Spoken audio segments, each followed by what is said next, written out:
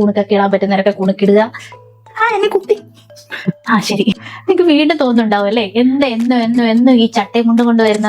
നമ്മളിത് ഒത്തിരി പേർക്ക് അയച്ചു കൊടുത്തു. അപ്പൊ അതിൽ കുറച്ച് പേർക്ക് ലൈക്ക് ഇതെങ്ങനെ ഡ്രേപ്പ് ചെയ്യണമെന്ന് അറിയത്തില്ല. അപ്പൊ ഞാൻ വിചാരിച്ചു അതൊരു വീഡിയോ ആയിട്ട് ചെയ്ത് കഴിഞ്ഞാൽ പിന്നെ നമുക്ക് അത് സെൻഡ് ചെയ്ത് കൊടുത്താൽ മതിയല്ലോ. സോ അതുകൊണ്ടാണ് കേട്ടോ ഇതിനൊരു വീഡിയോ ആയിട്ട് ചെയ്യുന്നത്.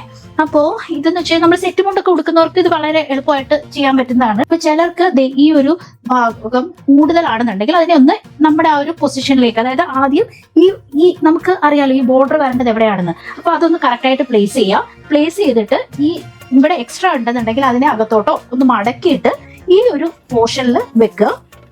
ആൻഡ് ഇവിടെ വന്നിട്ട് അത് ക്ലിപ്പ് ചെയ്യുക. ഇത്രയേ ഉള്ളൂ. വളരെ സിമ്പിൾ ആണ്. നമ്മൾ ഈ ഇൻഡിവിജ്വലൈസ് മെഷർമെന്റ് എടുത്ത് ചെയ്യുന്നത് കൊണ്ട് ഇത് കറക്റ്റ് ആയിട്ട് തന്നെ കിട്ടേണ്ടതാണ്. ഈ വളരെ നീളം കൂടുതലാണ്, നമ്മുടെ ആദ്യത്തെ പ്രോഡക്റ്റ് ആണ്. അതുകൊണ്ടാണ് ഇതിങ്ങനെ നമ്മൾ ഇതിൽ നിന്ന് മെഷർമെന്റ്സ് ഒക്കെ കുറച്ചാണ് നമ്മൾ കസ്റ്റമൈസ് ചെയ്ത് കൊടുക്കുന്നത്. ഇത്രയേ ഉള്ളൂ. ഇതിൻ്റെ അകത്ത് വേറെ ഒരു എക്സ്ട്രാ ഫിറ്റിങ്സ് കാര്യങ്ങളൊന്നുമില്ല. പോലെ പിന്നെ നമ്മൾ ഷോൾ ഇടുന്നത് ആസ് യൂഷ്വൽ അറിയാമല്ലോ, അതിൻ്റെ അകത്ത് പ്രത്യേകിച്ചൊന്നും പറയാനില്ലല്ലോ.